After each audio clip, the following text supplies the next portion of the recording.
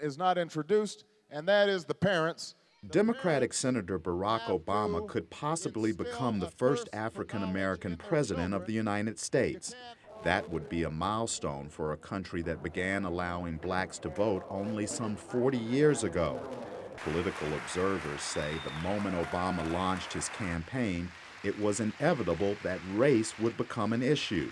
Just weeks into his contest with Senator John McCain, Obama claimed that McCain and other Republicans were trying to scare voters. So what they're going to try to do is make you scared of me.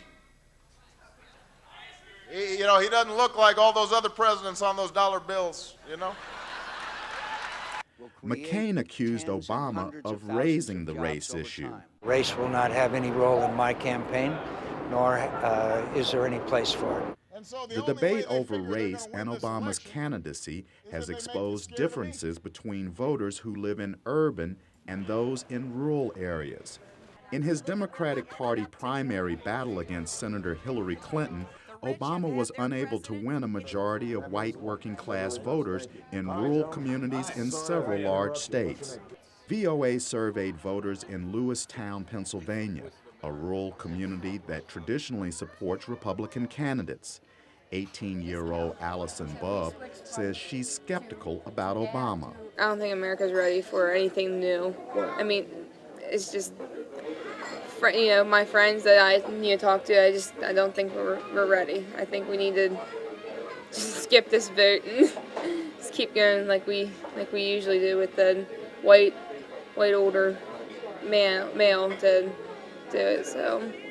And in Franklin, West Virginia, another rural town, Edward Tallman, a newspaper editor, says people in rural areas are not ready for Obama. I do not believe that the majority of Appalachian blue-collar white people are ready for that. Experts say racism persists across the country, but especially in low-income rural communities in southern and border states like Mississippi and Arizona.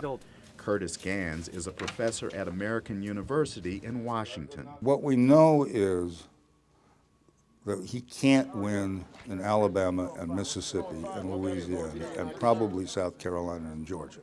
But in the areas where it's marginal, you say western Pennsylvania, it's also southwestern Ohio, and there are a few other places. You're dealing with this problem of the white working class vote. Big U.S. cities have traditionally been Democratic strongholds. VOA surveyed voters in New York, Miami, and Los Angeles. Many felt their communities are more able to elect Obama than people in other parts of the country. Especially in the middle of the country, people still have a background of racism, and it might be more subconscious that they just don't vote for him, but they don't think it's because of that. I live New York, New Jersey, and I believe New York, New Jersey I don't know about any other part of America. Fu Kong from Los Angeles thinks he sees the situation clearly. I think the ideas are divided here in America. I think almost a century to fight against racial discrimination. In various parts of America, there is still discrimination. Thomas Mann of the Brookings Institution is unable to predict how much support Obama will lose because of racial prejudice.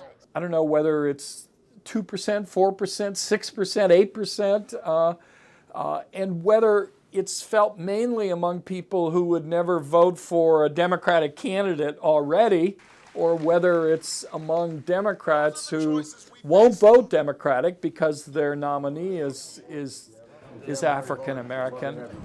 Political observers say whether Obama wins or loses the race for the White House in November, he's transformed the political landscape in the country and crossed one of America's oldest lines, the color line. Chris Simkins, VOA News, Washington.